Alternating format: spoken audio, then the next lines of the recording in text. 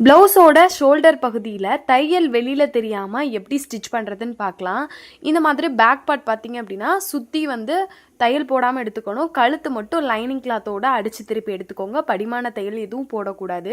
இப்போ கழுத்து மட்டும் அடித்து திருப்பினதுக்கப்புறம் இந்த மாதிரி வெளிப்பக்கம் பார்த்து ப்ளவுஸை வந்து ரெண்டாக திருப்பி விட்டுருங்க. இப்போ ஒரு சைடு வந்து லைனிங் கிளாத்தும் ஒரு சைடு மெயின் கிளாத் இருக்கிற மாதிரி எடுத்துகிட்டு இப்போ ஃப்ரண்ட் பார்ட்டும் சேம் அதே தான். சுற்றி எந்த தையல் போடக்கூடாது.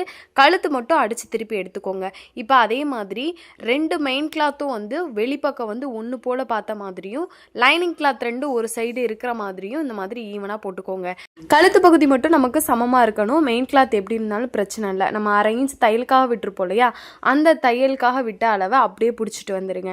மெயின் கிளாத் வந்து நமக்கு முன்ன பின்ன இருந்தாலும் பிரச்சனை இல்லை. லைனிங் கிளாத் வந்து நமக்கு ஈவனாக இருக்கணும். இந்த மாதிரி ஸ்டிச்சஸ் போட்டதுக்கப்புறம் கிளாத் அப்படியே திருப்பி விட்டு பார்த்தீங்க அப்படின்னா நமக்கு மேலே பார்த்தீங்க அப்படின்னா அந்த கழுத்து பகுதி ஈவனாக வந்திருக்கும். அதே மாதிரி நீங்கள் பேக் சைடு திருப்பி பார்க்கும்போது நமக்கு அந்த பிசுறு இருக்கு இல்லையா, ஷோல்டரில் நமக்கு அந்த பிசுறு உறுத்திட்டே இருக்கும். அது நம்ம வெளியிலே தெரியாது. ரொம்ப நீட் ஃபினிஷிங் இருக்கும். இந்த டிப்ஸ் உங்களுக்கு பிடிச்சிருந்தா ட்ரை பண்ணி பாருங்கள்.